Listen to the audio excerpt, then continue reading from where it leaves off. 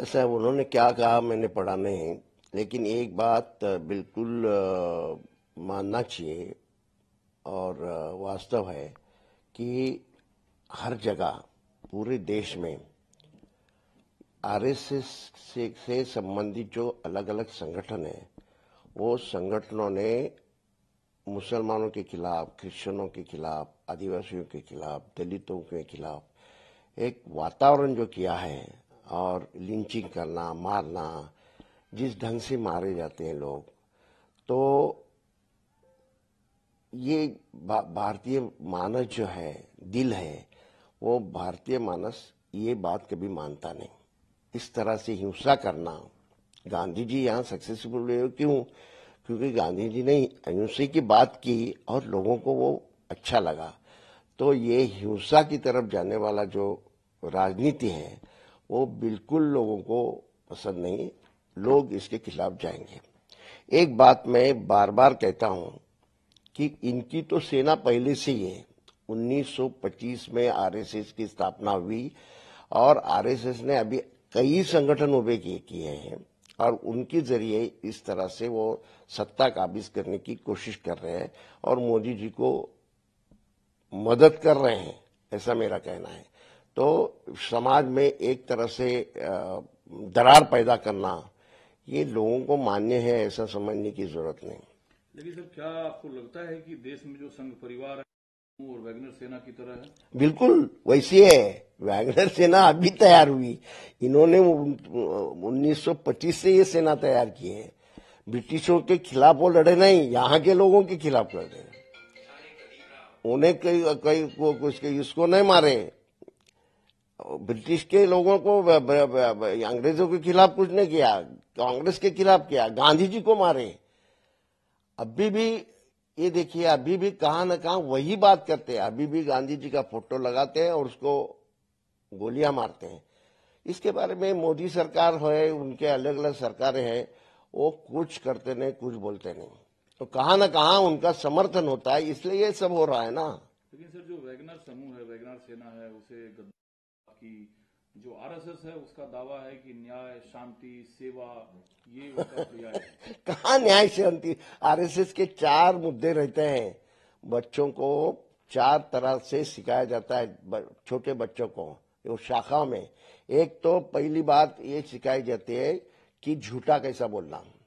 मोदी जी बहुत दफा झूठा बोलते हैं, तो उनको लगता नहीं मैं झूठा बोल रहा हूं, क्योंकि वो उनके इसमें ही आता है, सारे उनके विचारों में ही बात है झूठा बोलने की।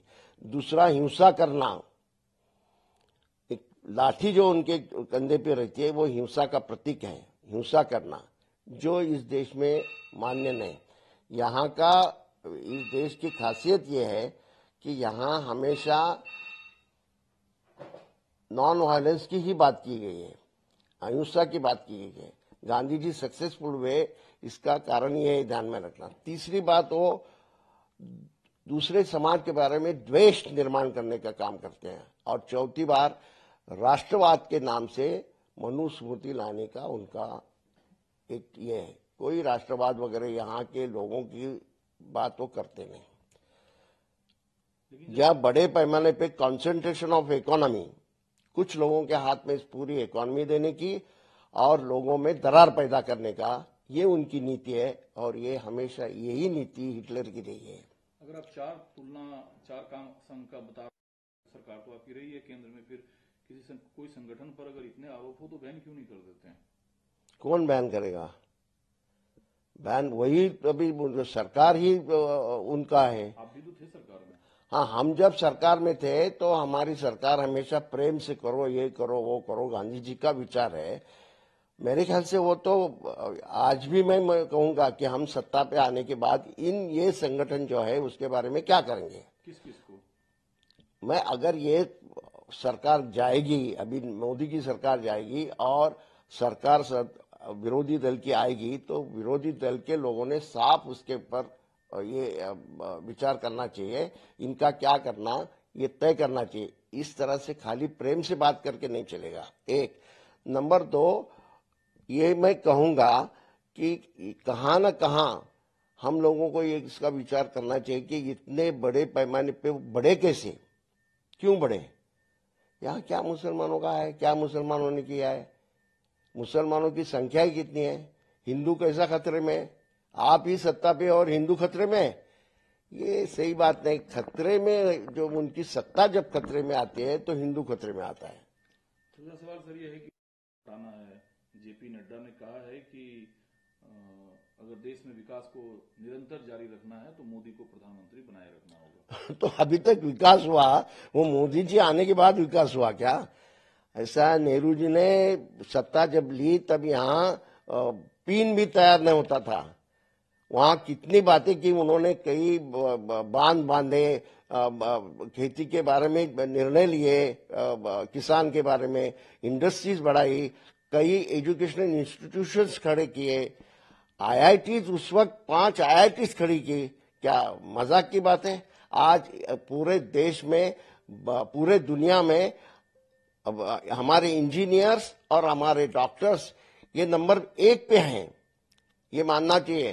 पूरी इंग्लैंड की, यूके की, ब्रिटेन की ये जो आरोग्य सेवा है वो हिंदुस्तानी डॉक्टर चला रहे हैं।